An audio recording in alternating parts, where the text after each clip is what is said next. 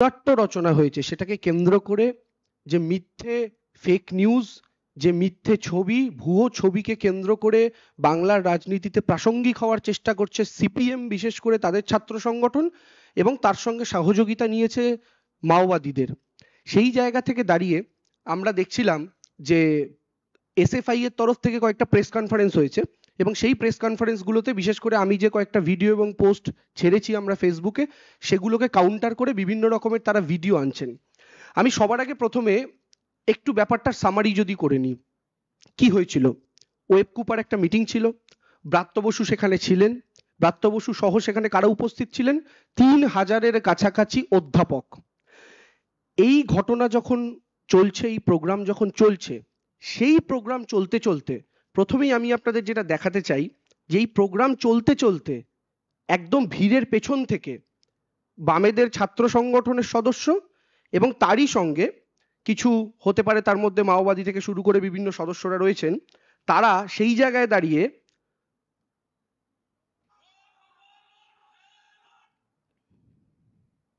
আপনারা যদি দেখেন, আপনারা দেখবেন অশোভনীয় ইঙ্গিত করা হচ্ছে রাজ্যের মন্ত্রীর দিকে তাকিয়ে, রাজ্যের মন্ত্রীর দিকে আঙুল তুলে তাকে বিভিন্ন রকম আঙুল দেখানো হচ্ছে, যেগুলো অশোভন, যেগুলো বলা যায় না, যেগুলো দেখানো যায় না।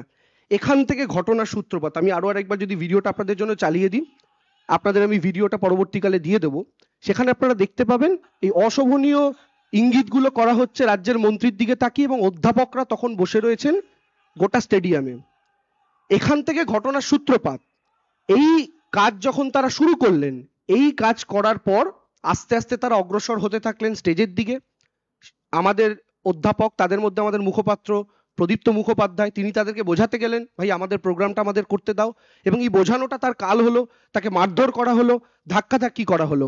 আমার একটা সহজ প্রশ্ন সিপিএম এর বন্ধুদের কাছে, এসএফআই এর দাদা ভাইদের কাছে, বোনেদের কাছে, বন্ধুদের কাছে, আজ থেকে কয়েক বছর আগে, কয়েক দশক আগে, যখন তৃণমূল কংগ্রেসেরই কোনো এক প্রাক্তন নেতার বিরুদ্ধে কোনো এক শিক্ষক বা শিক্ষিকার সঙ্গে খারাপ ব্যবহারের অভিযোগ উঠেছিল, আপনাদের সেই জগ ছুঁড়ে মারা এপিসোড আপনাদের প্রত্যেকের সেটা নিয়ে খুব আলোচনা হয়েছিল, অত্যন্ত নিন্দনীয় ঘটনা।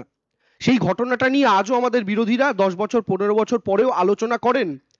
কিন্তু আজকের দিনে দাঁড়িয়ে আমাদের বিরোধীদের, বিশেষ করে এসএফআই এর সদস্য বা মোহাম্মদ সেলিম থেকে সুজন চক্রবর্তী, তাদের কাউকে অধ্যাপকদের হেনস্থা করা, তাদেরকে মারধর করা নিয়ে একটা কথা বলতে শুনছি না।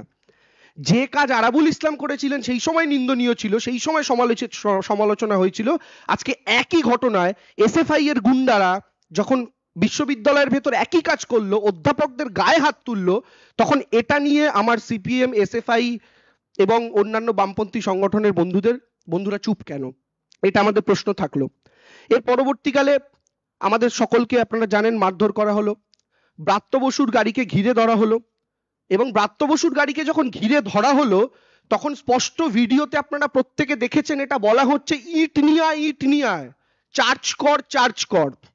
এবং এটার পর আপনারা প্রত্যেকে দেখেছেন ইট দিয়ে ব্রাত্য বসুর গাড়ির কাঁচ ভাঙা হয়, এবং স্বাভাবিকভাবেই আপনি আমি যে কেউ যদি গাড়ির ফ্রন্ট সিটে বসে আছি আর আমার সামনের কাঁচটা ভেঙে এত বড় গর্ত হয়ে গেছে, আমি জানি এরপরে যারা ইট নিয়ে আসছে আমার মাথাটা ফাটাবে, আমি কি সেখানে বসে অপেক্ষা করব?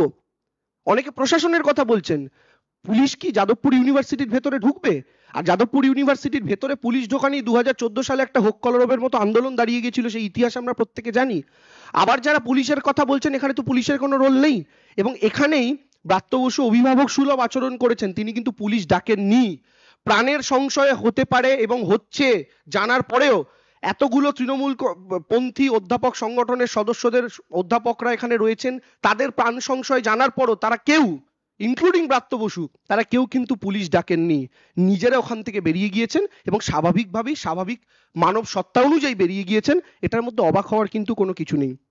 এখন বিষয়টা হচ্ছে, এই গোটা ঘটনাটাকে কেন্দ্র করে একটা ছবি যেটা সর্বত্র দেখানো হচ্ছে, এই ছবিটা সর্বত্র দেখানো হচ্ছে, এবং বিশেষ করে আমাদের সিপিএম এর বন্ধুরা, যেটা নিয়ে আমি গতকালকে ভিডিও করেছিলাম, এবং আমার সেই ভিডিওর অন্য অংশ নিয়ে অন্যরকম বিশ্লেষণ করেছেন বামপন্থী বন্ধুরা, এসএফআই এর আমার প্রিয় দাদা সৃজন দা প্রেসমিট করেছে দেখছিলাম।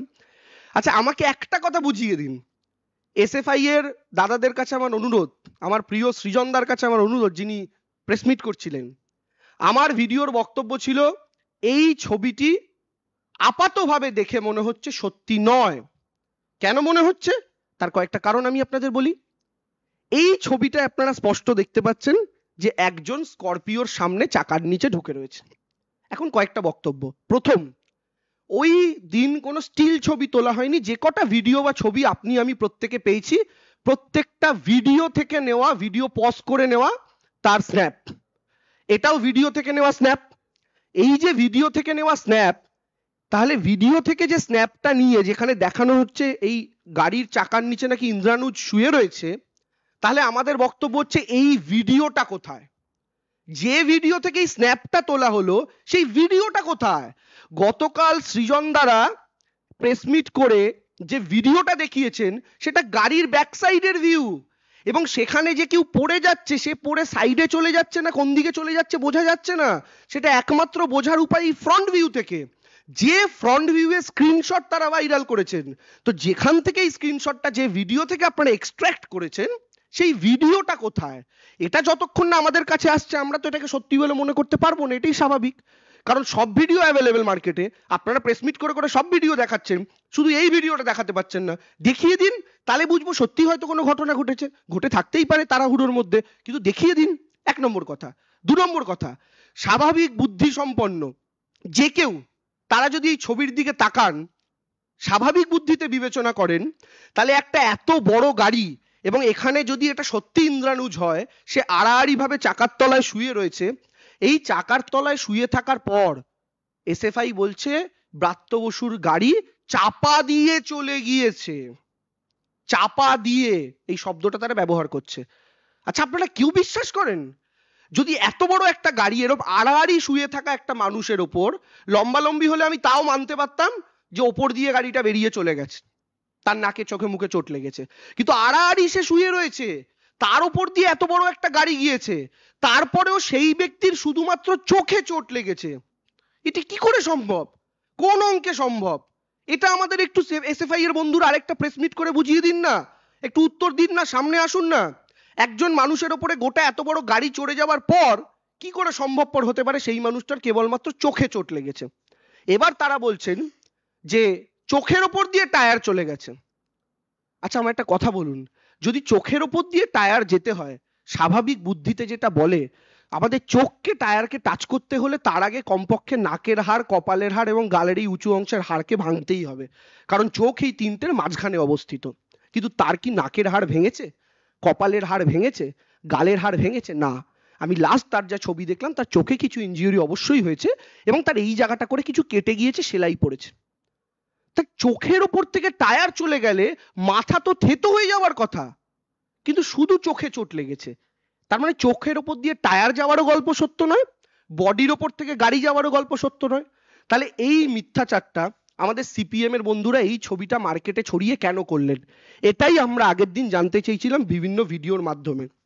দ্বিতীয় কথা, এই ছেলেটিকে, ইন্দ্রানুজ বলে যে ছেলেটি আহত হয়েছে, সেই ছেলেটিকে আমরা মাওবাদী বলছিলাম বলে অনেকেই আমাদের বিরোধী রাজনৈতিক মনোভাবাপন্ন মানুষ বলছিলেন যে কোনো ছাত্রকে এভাবে মাওবাদী বলে দাগিয়ে দেওয়া ঠিক নয়, ইত্যাদি ইত্যাদি।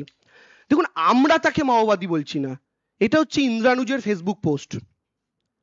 ইন্দ্রানুজ নিজেই নিজেকে গর্ব করে মাওবাদী বলছে। কি লিখছে আমি পড়ে আপনাদের দেখাচ্ছি। লাল সেলাম কমরেড বিবেক, আচ্ছা পোস্টটা হচ্ছে তার, ইন্দ্রানুজ রয়, 12ই জুন 2023। সে বলছে লাল সেলাম কমরেড বিবেক, লাল সেলাম কমরেড কমলা, লাল সেলাম কমরেড যোগী, মার্ক্সবাদ লেনিনবাদ মাওবাদ দীর্ঘজীবী হোক, অপারেশন সমাধান প্রহারের নামে ভারতের জনগণের ওপর গৃহযুদ্ধ চালানো ভারত রাষ্ট্র ধ্বংস হোক, লাস্ট মাওবাদ দীর্ঘজীবী হোক। এটা কার পোস্ট? ইন্দ্রানুজের নিজের পোস্ট।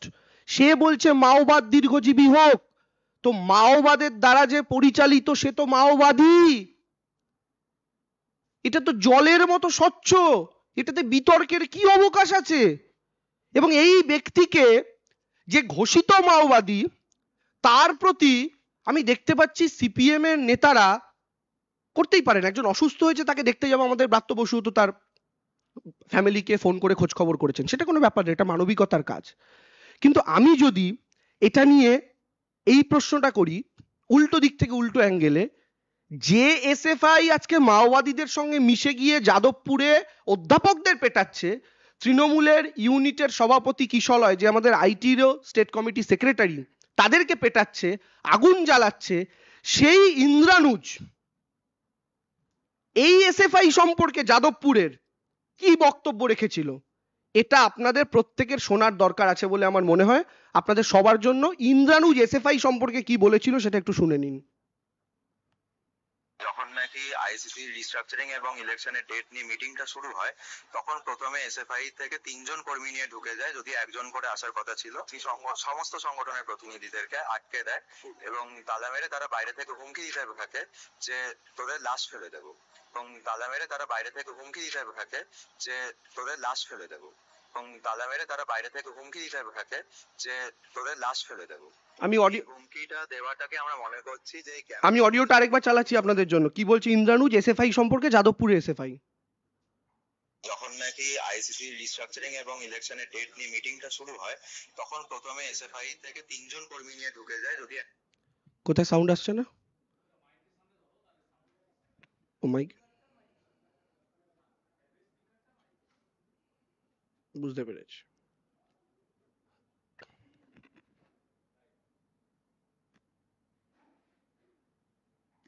যখন নাকি আইসিসি রিস্ট্রাকচারিং এবং ইলেকশনের ডেট নিয়ে মিটিংটা শুরু হয়, তখন প্রথমে এসএফআই থেকে 3জন কর্মী নিয়ে ঢুকে যায়, যদি একজন করে আসার কথা ছিল।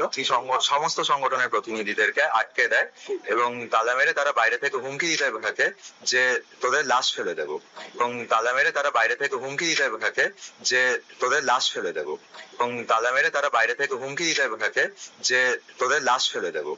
এই হুমকিটা দেওয়াটাকে আমরা মনে করছি যে এই ক্যাম্পাসের মধ্যে দীর্ঘ 5 বছর যখন ইলেকশন হয়নি, এসএফআই 2020 সেই ইলেকশনে জেতার পর থেকে মনে করেছে এই ক্যাম্পাসে তাদের একচ্ছত্র রাজ চলছে, এবং তারা নানা সময় বিরোধী মতের ছাত্রছাত্রীদের পোস্টার ছিঁড়ে দেওয়া, তাদেরকে মারধরের হুমকি দেওয়া, এমনকি আপনারা শুনলেন এই ইন্দ্রানুজ বলছে এসএফআই নাকি তাদেরকে লাশ ফেলে দেওয়ার হুমকি দিয়েছিল।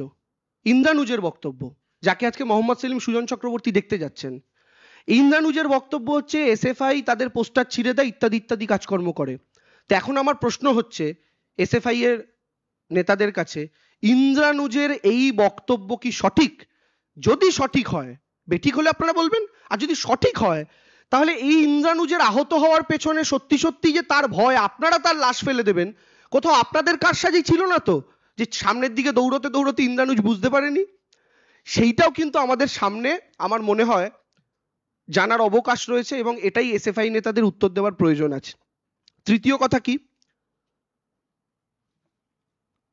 এই যাদবপুর বিশ্ববিদ্যালয়ে আমরা আজ থেকে প্রায় 2 বছর আগে আমাদের এক ভাইকে হারিয়েছি, স্বপ্নকে হারিয়েছি। এই যাদবপুরে যে ঘটনাগুলো ঘটেছে, সেই ঘটনাগুলোর জন্য আমাদের প্রত্যেককে, ইনক্লুডিং আপনাদের সংবাদ মাধ্যমকে নির্ভর করতে হচ্ছে সেখান থেকে যে টুকরো টুকরো ভিডিও উঠে এসছে তার উপর। আজকে যে কারণে তৃণমূল কংগ্রেসের দাবি ছিল যাদবপুরের ভেতরে সিসিটিভি বসানো নিয়ে, আজকে যদি যাদবপুরের ভেতরে সিসিটিভি কভার থাকতো, তাহলে সত্যি সত্যি কি ঘটনা ঘটেছে, কার গাড়ি কাকে চাপা দিয়েছে, কারা প্রথম আক্রমণ করেছে, কারা কাদের মাথা ফাটাতে গেছিল, কারা গাড়ির কাঁচ ভেঙেছিল, কারা তৃণমূল ছাত্র পরিষদকে মেরেছিল, না তৃণমূল ছাত্র পরিষদের কেউ তাদেরকে মেরেছিল, গোটা ব্যাপারটা দুধ কা দুধ পানি কা পানি হয়ে যেত। কিন্তু 2 বছর হয়ে গেল এই ঘটনা ঘটার পরেও যাদবপুরের একাংশ তারা কেন এখনো এই সিসিটিভি বসানোর বিরুদ্ধে, সেটা আজকের দিনে দাঁড়িয়ে প্রমাণ হয়ে যাচ্ছে যে ওটা তারা কয়েকজন মিলে একটা মুক্তাঞ্চল করে রেখেছে। সেই মুক্তাঞ্চলে তাদের আলাদা সংবিধান, আলাদা নিয়ম, আলাদা কানুন, সেখানে তারা যা খুশি তাই করতে পারেন। এবং সর্বোপরি যারা নিজেদেরকে মুক্ত চিন্তার ধারক বাহক বলেন, তারা বিপরীত চিন্তার কাউকে প্রবেশ করতে দিতে চান না। বাবুল সুপ্রিয় কেন্দ্রীয় মন্ত্রী থাকাকালীন গিয়েছিলেন, হতে পারেন তিনি তখন বিজেপির মন্ত্রী ছিলেন, তার সঙ্গে আইডিওলজিক্যাল ডিফারেন্স থাকতেই পারে, কিন্তু তিনি ভেতরে প্রবেশ করার পর তার চুলের মুঠি ধরে নেড়ে দেওয়া হয়েছিল, সে ভিডিও আমরা দেখেছি। রাজ্যপাল যাওয়ার পরও তার সাথে কি ব্যবহার করা হয়েছিল আমরা দেখেছি। ব্রাত্য বসু যাওয়ার পরও তার সাথে কি ব্যবহার করা হয়েছে আমরা দেখেছি। আমাদের বক্তব্য হচ্ছে আমরা অন্য কোনো স্বর শুনতেই রাজি হচ্ছি না আমাদের ক্যাম্পাসের ভেতরে, অথচ নিজেদের মুক্ত চিন্তার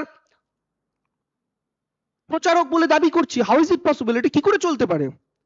আপনি অন্য মতের কাউকে ঢুকতে দেবেন না, কাউকে রাজনীতি করতে দেবেন না, আজকে ওই পজিশনে দাঁড়িয়ে এবার আমার বক্তব্য আরেকটা মিথ্যাচার সিপিএম এর। তারা বলছে যে ব্রাত্য বসুর থেকে বারবার আমরা সময় চাইছিলাম, আমরা কিছু বলতে চাইছিলাম, কিন্তু আমাদের বলতে দেওয়া হচ্ছিল না, আমাদের কথা শোনা হচ্ছিল না। তাহলে এটা কি কমরেড? যদি ব্রাত্য বসু আপনাদের কথা শুনে নাই থাকে, আপনাদের এসএফআই নেতাদের থেকে স্মারকলিপি গ্রহণ করছেন ব্রাত্য বসু যাদবপুর চত্বরে, এই ছবিগুলো কোথা থেকে এলো? তার মানে ব্রাত্য বসু আপনাদেরকে সময় দিয়েছিল, আপনারা স্মারকলিপি দিয়েছিলেন। এই যে দুজনকে দেখা যাচ্ছে, আমি যতদূর জানি, আমি যদি খুব ভুল নয়, এসএফআই এর নেতা বা অন্য কোনো বাম সংগঠনও হতে পারেন, মোট কথা এসএফআই খুব সম্ভবত, তারা স্মারকলিপি দিয়েছেন, ব্রাত্য বসু সেটা গ্রহণ করেছে। তাহলে ব্রাত্য বসু স্মারকলিপি গ্রহণ করলেন, তারপরে তার গাড়ির কাঁচ ভাঙা হলো। এইটা একটু যুক্তি সহকারে একটু বুঝিয়ে দেবেন আমার এসএফআই এর বন্ধুরা, আমার যাদবপুরের মাওবাদী বন্ধুরা, আমার যাদবপুরের আক্রমণকারী বন্ধুরা, যে ব্রাত্য বসু তাহলে অন্যায় কি করেছে, এবং আপনারা তাহলে এই মিথ্যাচারটা করলেন কেন? ব্রাত্য বসু আপনাদের সময় দেয়নি, এটাও আরেকটা মিথ্যাচার সিপিএম এর এবং এসএফআই এর এবং যাদবপুরের অন্যান্য যে সংগঠন আছে তাদের, যেটা আরেকটা জিনিসও প্রকাশ্যে চলে আসছে। আমাদের একটা জিনিস ভেবে দেখার দরকার আছে যে সিপিএম এর সঙ্গে এই মুহূর্তে এই যে মাওবাদীদের ঘনিষ্ঠতা, যারা 1.5 মাস আগে, এবং ইন্দ্রানুজের আমি যে বক্তব্যটা শোনালাম এসএফআই সম্পর্কে, সেটা বেশি পুরনো না, 1.5 থেকে 2 মাস আগের বক্তব্য, যে বলছে এসএফআই তাদের লাশ ফেলে দেওয়ার হুমকি দিচ্ছে এবং পাল্টা তারাও বিভিন্ন রকম হুমকি দিয়েছেন। আমাদের বক্তব্য হচ্ছে এই সিপিএম এর হঠাৎ করে এই পরিবর্তনটা কেন? এখন তারা হঠাৎ করে মাওবাদীদের ঘনিষ্ঠ হচ্ছে। কয়েক মাস আগে নৈহাটির উপনির্বাচনে সিপিআই এমএলএ এর সাথে তারা জোট করছে। তার আগে দেখা যাচ্ছে এই কয়েকদিন আগে বামেদের নতুন নীতি, যেখানে বিজেপিকে তারা নাকি ফ্যাসিস্ট শক্তি বলে মনে করছে না, অর্থাৎ এখন বিজেপি ফ্যাসিস্ট শক্তি নয়, এখন সিপিআই এমএলএ এর সাথে জোট করা যায়, এখন মাওবাদীদের সাথে যৌথভাবে আন্দোলন দাঁড় করানো যায়। সিপিএম এর হলোটা কি? শূন্য হয়ে যাওয়ার পর কি আদর্শগত জায়গা থেকেও সম্পূর্ণভাবে বিচ্যুতি ঘটে গেল? যেটা কংগ্রেসের সাথে জোট করা দিয়ে শুরু হয়েছিল 2016 বিধানসভা নির্বাচনে, আজকে মাওবাদীদের সঙ্গে হাত মেলাতে হচ্ছে, বিজেপিকে ফ্যাসিস্ট শক্তি নয় বলতে হচ্ছে। এই জায়গা থেকে দাঁড়িয়ে আমাদের একটা বক্তব্য, যে আমাদের বক্তব্য কোথাও গিয়ে কিন্তু as a university, as a institute যাদবপুরের বিরুদ্ধে নয়। আমরা যাদবপুরকে নিয়ে প্রত্যেকে গর্বিত। যাদবপুর আমাদের বাংলার একটি গর্বের প্রতিষ্ঠান, যেখান থেকে হাজার হাজার ছাত্রছাত্রী বেরিয়ে তারা গোটা পৃথিবীতে আজকে বিভিন্ন জায়গায় টপ পজিশনে বসে আছে, তারা ভারতের মুখ, বাংলার মুখ উজ্জ্বল করছে। যাদবপুরের মেধা নিয়ে, অ্যাজ এ ইনস্টিটিউশন যাদবপুর নিয়ে কারোর মনে কোনো সংশয় নেই। কিন্তু সমস্যাটা কি জানেন? 1000 জন পড়ুয়া থাকলে এই 10-12 জন যে গুন্ডা, 10-12 জন যে বদমাইশ, যারা পড়াশোনা করতে আসে না, যারা বিশ্ববিদ্যালয়টাকে এই রকম মারামারির আখড়া, রোজ রাস্তা দখল, রোজ মোড়ের মাথায় বসে পড়ছেন, রোজ হুমকি দিচ্ছেন, হুমকি পোস্টার দিচ্ছেন, কেন্দ্রীয় মন্ত্রীর চুলের মুঠি নেড়ে দিচ্ছেন, রাজ্যের মন্ত্রীর গাড়ির কাঁচ ভেঙে দিচ্ছেন, এই কাজ যারা করেন হাতে গোনা কয়েকজন, এরা কিন্তু যাদবপুরের বদনাম করার জন্য উঠে পড়ে লেগেছেন।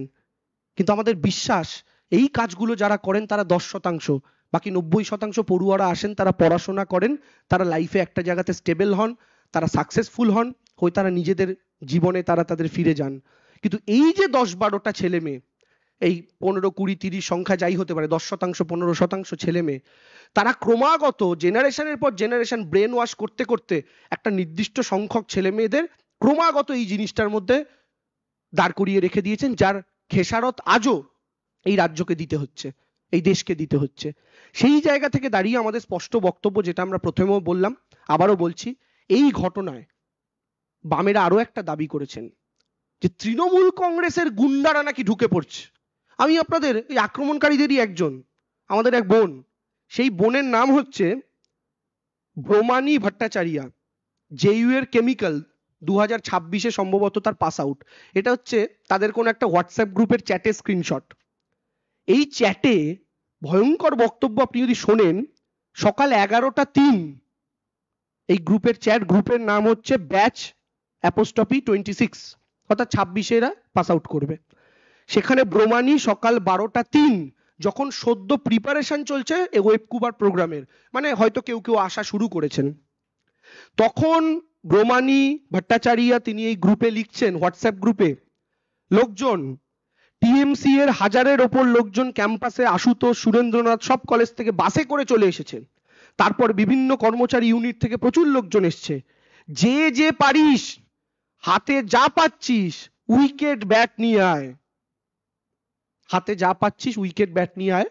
আপনাদের প্রত্যেককে আমি যা যা ভিডিও দেখাচ্ছি বা স্ক্রিনশট দেখাচ্ছি এগুলো আমি পাঠিয়ে দেবো। এটা ব্রহ্মানী ভট্টাচার্য তিনি গ্রুপে টেক্সট করছেন সকাল 11টা, তখন অধ্যাপকরা আসা শুরু করেছেন। আমার এসএফআই বন্ধুদের কাছে আরো একটা অনুরোধ, ওয়েব কুপার অধ্যাপক এবং যাদবপুরের ছাত্র এবং ব্রাত্য বসুর সঙ্গে যদি এক বা দুজন এসে থাকেন, এরা বাদ দিয়ে একটা বহিরাগতর ছবি বা ভিডিও আপনারা দেখান প্লিজ। সোকল্ড আপনাদের ভাষায় যারা তৃণমূলের গুন্ডা, এরকম একটা গুন্ডার ছবি দেখান যে ওয়েব কুপার অধ্যাপক নয়, যাদবপুরের ছাত্র নয়, কিংবা মন্ত্রীর সাথে আসে এক দুজন বাদ দিয়া অন্য কেউ, দয়া করে সামনে আনুন। সৃজন ভট্টাচার্যের প্রেস কনফারেন্স আমরা দেখছিলাম, তারা বলছিলেন যে বাইরে থেকে তৃণমূল গুন্ডা নিয়ে আসছিল, এই গ্রুপের মেসেজও আপনারা দেখলেন। আপনারা তো জানেন ওখানে সংবাদ মাধ্যমের অনেকেই সেই প্রোগ্রাম হয়তো কভার করতে গেছিলেন ওয়েব কুপার, সেখানে কি অধ্যাপকদের বাইরে আর কেউ ছিল? সেই জায়গা থেকে দাঁড়িয়ে যে মিথ্যাচার করা হচ্ছে এর সপক্ষেও কোনো প্রমাণ তারা দিতে পারেননি। এখনো পর্যন্ত যে যাদবপুর মেধা সম্পন্ন বলা হয়, তাদের এই মিসক্রিয়েন্টসরাও মেধা সম্পন্ন বলে আমি মনে করি, নাহলে তো তারা যাদবপুরে চান্স পেতেন না। তারা একটা ভিডিও বা ছবি তুলে রাখতে পারেননি বহিরাগত গুন্ডাদের, যারা নাকি আপনাদের আক্রমণ করছিল। গাড়ি চলে যাওয়ার ভিডিও আপনারা রেকর্ড করতে পেরেছেন, কিন্তু তৃণমূলের গুন্ডারা যখন আপনাদের আক্রমণ করছিল তার কোনো ভিডিও পাননি, তার কোনো ছবি তুলতে পারেননি। তখন কোথায় গেছিল আপনাদের মোবাইল? স্টোরেজ ভর্তি হয়ে গেছিল। এই জায়গাগুলো থেকে আপনারা যদি সবকটাকে ডটগুলোকে কানেক্ট করতে শুরু করেন, আপনাদের কাছে গোটা ব্যাপারটা ক্লিয়ার হয়ে যাবে উস্কানি কাদের ছিল। এই যে শুরুর ভিডিও দেখালাম আপনাদের, যে ব্রাত্য বসুরা যখন প্রোগ্রাম করছেন তখন পেছন থেকে কিছু ছাত্রী কেউ ছিল না, আমার চোখে পড়েনি, তারা আঙুলের বিভিন্ন রকমের ইশারা দেখাচ্ছেন, যেটা দেখানো যায় না, যেটা রুচি সম্পন্ন নয়, সেই দৃশ্য দেখিয়ে তারা উস্কানি শুরু করেছেন। সেখান থেকে ব্রাত্য বসুকে ডেপুটেশন দেওয়ার পরেও তাকে আক্রমণ করা, আমাদের ঘর পুড়িয়ে দেওয়া শিক্ষা বন্ধুদের, আমার ইউনিটের প্রেসিডেন্ট, ছাত্র পরিষদের কিশলা এবং যে আমার আইটিরও স্টেট কমিটির সদস্য, তাদেরকে মারধর করা, এবং এই গোটা ঘটনাটা পরপর চলতে থাকলো। তার উপরে গাড়ির নিচে পড়ে থাকার একটা ফেক ছবিকে মার্কেটে এনে এই ব্যাপারটাকে আরো অন্যরকম ভাবে তৈরি করে সাধারণ ছাত্রছাত্রীদের মনে সহানুভূতি তৈরির মিথ্যা এবং ব্যর্থ প্রচেষ্টা এসএফআই এর তরফ থেকে করা হলো, যে জিনিসটা আজকে সাধারণ মানুষ বুঝে গিয়েছেন বলে আমাদের বিশ্বাস। এবং আমি শেষ করছি শুধু একটা কথা বলে, সামারি, সেই সামারিতে 5টা প্রশ্ন এক লাইন করে আমার সিপিএম এর বন্ধুদের কাছে, এসএফআই এর বন্ধুদের কাছে রইল, 5টা প্রশ্ন এক লাইন করে, দয়া করে এই 5টা প্রশ্নের উত্তর দিয়ে দেবেন, আমরা ক্ষমা চেয়ে নেব। 1, ওয়েব কিউপা জেইউ স্টুডেন্টস এবং ব্রাত্য বসুর সঙ্গে যদি এক দুজন এসে থাকেন, তারা বাদ দিয়ে তৃণমূলের সো কল্ড কোনো বহিরাগত গুন্ডার একজনেরও ছবি বা ভিডিও আপনারা দয়া করে সামনে আনুন, আর না পারলে ক্ষমা চান। 1, 2, আপনাদের কাছে প্রশ্ন, ব্রাত্য বসুর হাতে স্মারকলিপি দেওয়ার পরেও, যে ছবি আমরা দেখিয়েছি, ব্রাত্য বসুর হাতে স্মারকলিপি দেওয়ার পরেও আপনারা এই দাবি কেন করলেন যে ব্রাত্য বসু আপনাদেরকে সময় দেয়নি? Question number 2। কোশ্চেন নাম্বার 3, এই যে ছবিটা আমরা একদম প্রথম আপনাদেরকে দেখিয়েছি, এই ছবিটার ভিডিও কোথায়? এই ছবিটা যে ভিডিও থেকে এক্সট্রাক্ট করা, সেই ভিডিওটা কোথায়? কারণ ভিডিওর মুভমেন্টটা যদি চোখে পড়ে তখন বোঝা যাবে যে এইরকম একজন পড়ে যাওয়ার পরেও, গাড়ি চড়ে যাওয়ার পরেও কি করে সেই মানুষটা অক্ষত থাকতে পারেন, শুধু চোখের কোনায় চোট লাগতে পারে। এটার ভিডিও কোথায়? 4র্থ প্রশ্ন, গাড়ি যদি চোখের ওপর দিয়ে চলে গিয়ে থাকেন, তার মানে টায়ারটা গেছে। তো এত মোটা টায়ার চোখের ওপর দিয়ে যাওয়ার পরেও কপালের হাড়, নাকের হাড়, গালের হাড় ভাঙলো না, কেবল চোখে চোট লাগলো এবং চোখের এই সাইডে 4টে সেলাই পড়লো, এটা কি করে সম্ভব? এবং 5, আপনাদের এখনকার blue eyed boy Indranuj SFI কে নিয়ে 1.5 মাস আগে যে বক্তব্য রেখেছে, এসএফআই নাকি তাদের লাশ ফেলে দেওয়ার হুমকি দিয়েছে, ইন্দ্রানুজের সেই অভিযোগ সত্য না মিথ্যা? এই 5টা প্রশ্নের জবাব আমার সিপিএম এর, এসএফআই এর, আমার প্রিয় সৃজন দা আমাদেরকে দিয়ে দিন, আমরা বাধিত থাকবো। Thank you. আপনাদের যদি কিছু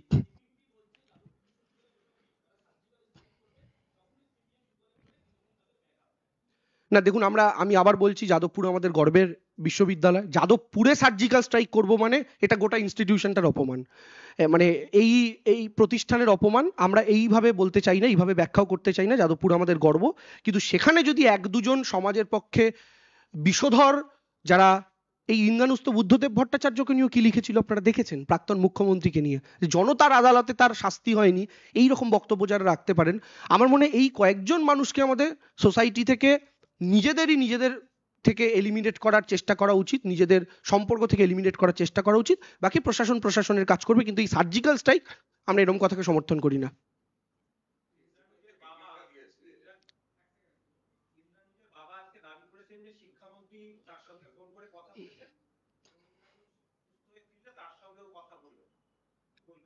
হ্যাঁ, এইটা একটা ইম্পর্টেন্ট প্রশ্ন, কারণ হচ্ছে কালকেও কিছুজন দেখছিলাম একটা বক্তব্য রাখছিলেন, ইনক্লুডিং সৃজনদাও বলেছে যে আমরা সোশ্যাল মিডিয়া এরকম পোস্ট করছি, অথচ ব্রাত্যবাবু তো মিডিয়াকে বলেছেন যদি আমার কিছু হয়ে থাকে তাহলে মানে এই ভুলের জন্য মানে আমি বুঝতে পারিনি বা ইত্যাদি ইত্যাদি কিছু বক্তব্য। আমি এটা আপনাদের ক্লিয়ারলি বলে দিই, এই ভিডিও প্রকাশ্যে আসার আগে ব্রাত্যবাবুর এই বাইট দেওয়া, একজন মানুষ যিনি গাড়ির ভেতরে বসে রয়েছেন, যাকে 30টা লোক ঘিরে রয়েছে, যার গাড়ির ওপর 4টে লোক মাথায় উঠে রয়েছে, সেই ব্যক্তির পক্ষে গাড়ির ভেতর থেকে বসে কখনোই টের পাওয়া সম্ভব না তার গাড়ি কাউকে ধাক্কা দিয়েছে কি দেয়নি।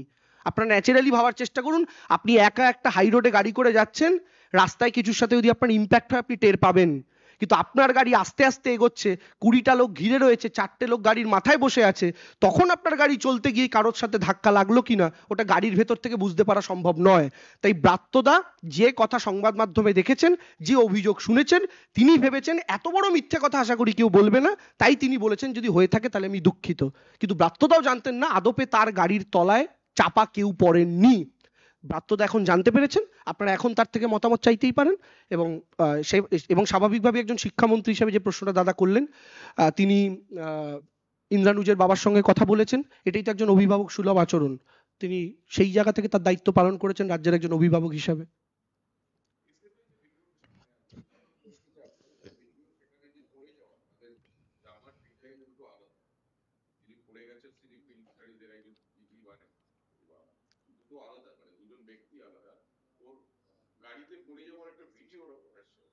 না দেখুন, আমি এসএফআই এর যে ভিডিওটা মেনলি ওটা দেখা যাচ্ছে যে গাড়ির সামনে থেকে কেউ একজন পড়ে যাচ্ছে, পেছন থেকে ভিউটা। আমরা যে কারণে বলতে চাইছি পেছন থেকে এই দৃশ্য কখনোই ক্লিয়ার নয়, আমরা প্রথম দিন থেকে 4-5টা সম্ভাবনার কথা বলছি, যে ফ্রেম বাই ফ্রেম একটা যেটা আমাদের পোস্ট হয়েছে আপনারা দেখেছেন, একটা ভিডিও যেটা করে আমরা গতকাল বলেছি, এবং আমাদের মূল দাবি যেটা, এই যে চাকার তলায় ইন্দ্রানুজ শুয়ে রয়েছে এই যে ছবিটা, আমাদের বক্তব্য হচ্ছে এই ছবিটা সত্যি হওয়ার পেছনে যুক্তি কি হতে পারে, চাপা পড়া থেকে ইত্যাদি, যেটা আমি এতক্ষণ এক্সপ্লেন করলাম। তো আমাদের বক্তব্যের জায়গা হচ্ছে যদি এসএফআই এর দেখানো ভিডিওটা সত্যি হয় যে একজন গাড়ির সামনে থেকে দেখলাম পড়ে গেল, তিনি পড়ে গাড়ির সাইডে চলে গেলেন কিনা আমরা তো কেউ দেখতে পাইনি, কারণ তার যে চোখের ক্ষতটা, এই চোখের ক্ষতটা কিছু খোঁচা লাগার ক্ষত হতে পারে, কারণ একমাত্র খোঁচা লাগার ক্ষত হলেই স্পেসিফিক্যালি চোখ এবং তার আশেপাশের 1-2টো জায়গা আহত হতে পারে, কিন্তু যার চোখের ওপর দিয়ে গাড়ি চলে যায় তার শুধুমাত্র চোখের মণি এবং তার আশেপাশের 2টো জায়গায় সে আহত হতে পারে না, তার কপালটাই থেতলে যাওয়ার কথা। থ্যাঙ্ক গড এরকম কোনো খারাপ ঘটনা আমাদের সেই ইন্দ্রানুজের সঙ্গে ঘটেনি। তো সেটাই আমাদের বক্তব্য, এসএফআই মিসলিড করার চেষ্টা করছে আবার এমন একটা ভিডিও দেখিয়ে যেই ভিডিওটা আদপে স্পষ্ট নয়, এবং যে জামার কথা বলা হচ্ছে সেই জামা নিয়েও যথেষ্ট বিতর্কের অবকাশ রয়েছে, কারণ আপনারা যারা এখানে ক্যামেরা ইউজ করেন তারা প্রত্যেকে ভালো মতো জানেন এই ভিডিওটা তো খুব একটা যে বিরাট আপনাদের যে মিডিয়ায় ক্যামেরা ইউজ হয় সেরকম ক্যামেরায় তোলা তা নয়, মোবাইলের ক্যামেরায় তোলা, এবং মোবাইলের ক্যামেরার দিকে সূর্যের ফ্লেয়ার পড়লে সেক্ষেত্রে অনেক রকম পরিবর্তন হয়ে যায়, আপনারা এটা আমাদের থেকে বেটার জানেন, ফলে সেরকম কোনো ঘটনা কিনা এটা আমি বলার জায়গাতে নেই। কিন্তু আলটিমেটলি যে 3টে সম্ভাবনা আমরা বলছি, যে হতে পারে ইন্দ্রানুজ যেটা পড়ে যাচ্ছে দেখা যাচ্ছে একটা ছেলে স্কুটিতে, ওটা ইন্দ্রানুজ, না হলে সাইড দিয়ে একটা ছেলে বেরিয়ে যাচ্ছে ওটা ইন্দ্রানুজ, আর না হলে যে ছেলেটা পড়ে যার চোখে আহত দেখা যাচ্ছে সেই ছেলেটা ইন্দ্রানুজ। যদি সেটা হয়ে থাকে তাহলে গাড়ির চাকার তলায় থাকা ছেলেটা শুধুমাত্র চোখের চোট নিয়ে কি করে তারপরে মিডিয়াতে বাইট দিতে পারেন, এইটা আমাদের স্পষ্ট প্রশ্ন।